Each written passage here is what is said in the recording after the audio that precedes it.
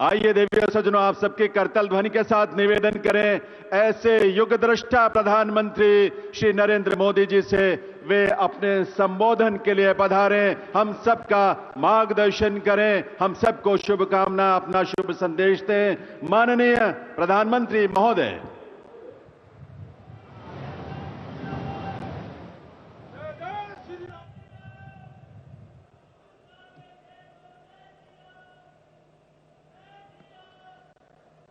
मैं कहूंगा, बाबा साहब आंबेडकर, आप सब 2 बार बोलिए, अमर रहे, अमर रहे। बाबा साहब आंबेडकर, बाबा साहब आंबेडकर, बाबा साहब आंबेडकर। हरियाणा के मुख्यमंत्री श्रीमान नायब सिंह सैनी जी, केंद्रीय मंत्रिमंडल के मेरे साथी श्रीमान मुरलीधर मोहोल जी, हरियाणा सरकार के सभी मंत्रीगण, सांसद और विधायकगण और मेरे प्यारे भाई और बहनों, मारे हरियाणा के धाकड़ लोगों ने राम राम।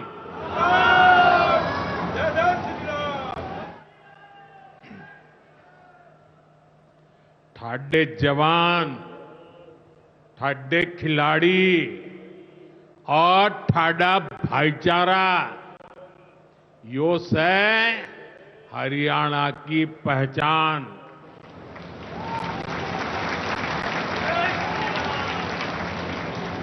लावणी के इस अति व्यस्त समय में आप इतनी विशाल संख्या में हमें आशीर्वाद देने पहुंचे हैं। मैं आप सभी जनता जनार्दन का अभिनंदन करता हूं। गुरु जंबेश्वर, महाराजा अग्रसेन और अग्रोहा धाम को भी श्रद्धापूर्वक नमन करता हूं। साथियों, हरियाणा से, हिसार से मेरी कितनी ही यादें जुड़ी हुई है। जब भारतीय जनता पार्टी ने मुझे हरियाणा की जिम्मेदारी दी थी, तो यहां अनेक साथियों के साथ मैंने लंबे समय तक मिलकर काम किया था। इन सभी साथियों के परिश्रम ने भारतीय जनता पार्टी की हरियाणा में नींव को मजबूत किया है। और आज मुझे ये देखकर गर्व होता है कि भाजपा विकसित हरियाणा, विकसित भारत के लक्ष्य को लेकर पूरी गंभीरता से काम कर रहा है। साथियों, आज का दिन हम सभी के लिए, पूरे देश के लिए और खास करके दलित, पीड़ित, वंचित, शोषित,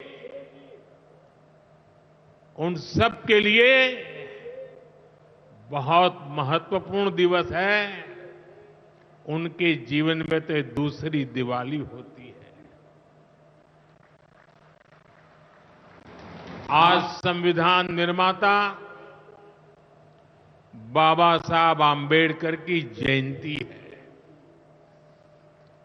उनका जीवन, उनका संघर्ष, उनका जीवन संदेश हमारी सरकार की 11 साल की यात्रा का प्रेरणा स्तंभ बना है। हर दिन, हर फैसला, हर नीति बाबा साहब आंबेडकर को समर्पित है। वंचित, पीड़ित, शोषित, गरीब, आदिवासी, महिलाएं, इनके जीवन में बदलाव लाना, इनके सपनों को पूरा करना, ये हमारा मकसद है। इसके लिए निरंतर विकास, तेज विकास, और यही भाजपा सरकार का मंत्र है। साथियों, इसी मंत्र पर चलते हुए आज हरियाणा से अयोध्या धाम के लिए फ्लाइट शुरू हुई है। यानी अब श्री कृष्ण जी की पावन भूमि हरियाणा प्रभु राम की नगरी से सीधे जुड़ गई है।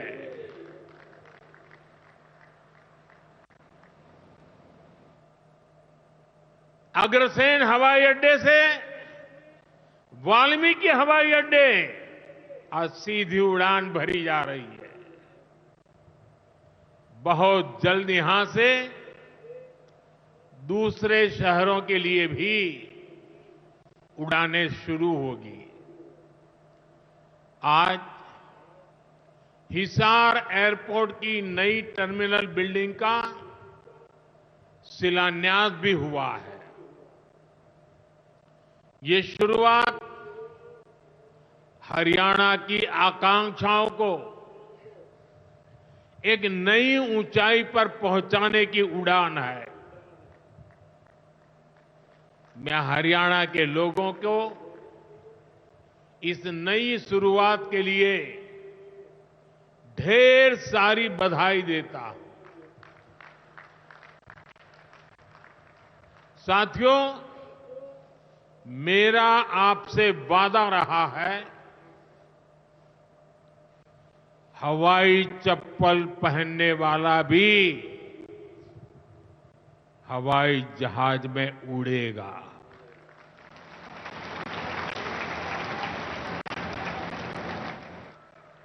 और ये वायदा हम देश में चारों तरफ पूरा होता देख रहे हैं। बीते 10 सालों में करोड़ों भारतीयों ने जीवन में पहली बार हवाई सफर की है। हमने वहां भी नए एयरपोर्ट बनाए जहां कभी अच्छे रेलवे स्टेशन तक नहीं थे।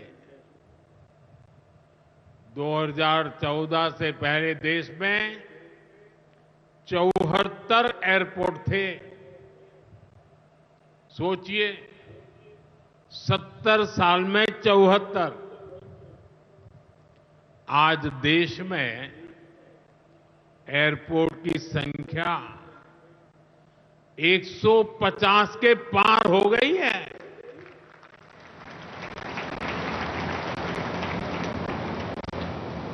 देश के करीब 90 एरोड्रम उड़ान योजना से जुड़ चुके हैं।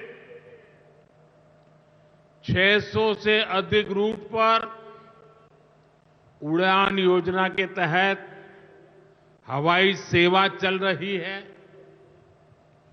इनमें बहुत कम पैसों में लोग हवाई यात्रा कर रहे हैं और इसलिए आज हर साल हवाई यात्रा करने वालों का नया रिकॉर्ड बन रहा है। हमारी एयरलाइन कंपनियों ने भी रिकॉर्ड संख्या में 2000 नए जहाजों का, हवाई जहाजों का ऑर्डर दिया है। और जितने नए जहाज आएंगे उतनी ही ज्यादा नौकरियां पायलट के रूप में हो, एयर होस्टेस के रूप में हो, सैकड़ों नई सेवाएं भी होती है। एक जगह हवाई जहाज चलता है तब ग्राउंड स्टाफ होता है, न जाने कितने काम होता है। ऐसी अनेक सेवाओं के लिए नौजवानों को रोजगार के अवसर मिलेंगे। इतना ही नहीं, हवाई जहाज के मेंटेनेंस से जुड़ा एक बड़ा सेक्टर भी अनगिनत रोजगार बनाएगा। हिसार का ये एयरपोर्ट भी हरियाणा के नौजवानों के सपनों को नई ऊंचाई देगा। साथियों, हमारी सरकार एक तरफ कनेक्टिविटी पर बल दे रही है, दूसरी तरफ गरीब कल्याण और सामाजिक न्याय भी सुनिश्चित कर रही है। और यही तो बाबा साहब आंबेडकर का सपना था। हमारे संविधान निर्माताओं की यही आकांक्षा थी। देश के लिए मरने मिटने वालों का भी यही सपना था। लेकिन हमें ये कभी भूलना नहीं है कि कांग्रेस ने बाबा साहब आंबेडकर के साथ क्या किया। जब तक बाबा साहब जीवित थे, कांग्रेस ने उन्हें अपमानित किया। दो बार उन्हें चुनाव हरवाया। कांग्रेस की पूरी सरकार उनको उखाड़ फेंकने में लगी थी। उनको सिस्टम से बाहर रखने की साजिश की गई। जब बाबा साहब हमारे बीच नहीं रहे तो कांग्रेस ने उनकी याद तक मिटाने की कोशिश की। कांग्रेस ने बाबा साहब के विचारों को भी हमेशा के लिए खत्म कर देना चाहा। डॉक्टर अंबेडकर संविधान के संरक्षक थे। कांग्रेस संविधान की भक्षक बन गई है। डॉक्टर अंबेडकर समानता लाना चाहते थे, लेकिन कांग्रेस ने देश में वोट बैंक का वायरस फैला दिया। साथियों, बाबा साहब चाहते थे कि हर गरीब, हर वंचित गरिमा से जी सके, सर ऊंचा करके जिए, वो भी सपने देखें, अपने सपने पूरे कर सके। लेकिन कांग्रेस ने एससी, एसटी, ओबीसी को सेकंड क्लास सिटीजन बना दिया।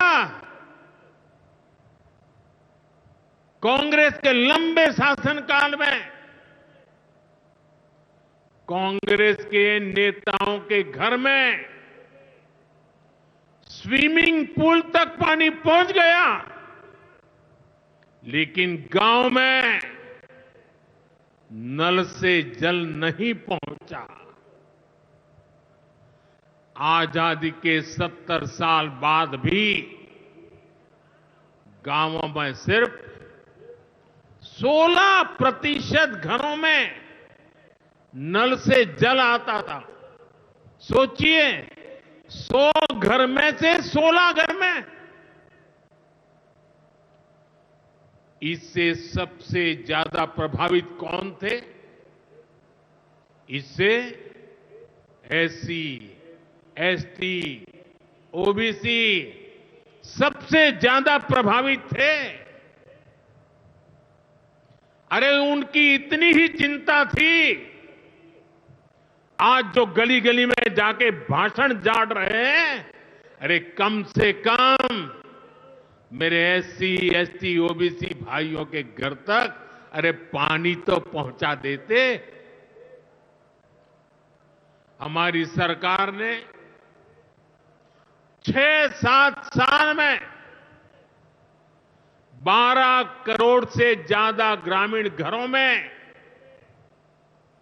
नल कनेक्शन दिए हैं। आज गांव के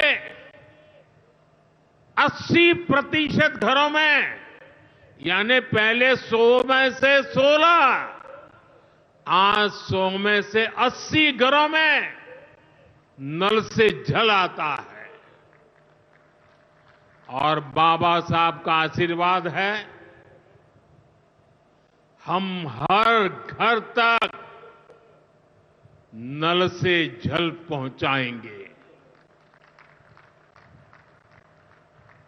शौचालय के अभाव में भी सबसे बुरी स्थिति एससी, एसटी, ओबीसी समाज की ही थी। हमारी सरकार ने 11 करोड़ से ज्यादा शौचालय बनवाकर वंचितों को गरिमा का जीवन दिया है। साथियों, कांग्रेस के जमाने में एससी, एसटी, ओबीसी के लिए बैंक का दरवाजा तक नहीं खुलता था। बीमा, लोन, मदद, ये सारी बातें सब सपना था। लेकिन अब जनधन खातों के सबसे बड़े लाभार्थी मेरे एससी, एसटी, ओबीसी के भाई बहन हैं। हमारे एससी, एसटी, ओबीसी भाई बहन आज गर्व से जेब में से रुपए कार्ड निकाल करके दिखाते हैं। जो अमीरों के जेब में कभी रुपए कार्ड हुआ करते थे, वो रुपए कार्ड आज मेरा गरीब दिखा रहा है। साथियों, कांग्रेस ने हमारे पवित्र संविधान को सत्ता हासिल करने का एक हथियार बना दिया। जब जब कांग्रेस को सत्ता का संकट दिखा, उन्होंने संविधान को कुचल दिया। कांग्रेस ने आपातकाल में संविधान की स्पिरिट को कुचला, ताकि जैसे तैसे सत्ता बनी रहे। संविधान की भावना है कि सबके लिए एक जैसी नागरिक संहिता हो,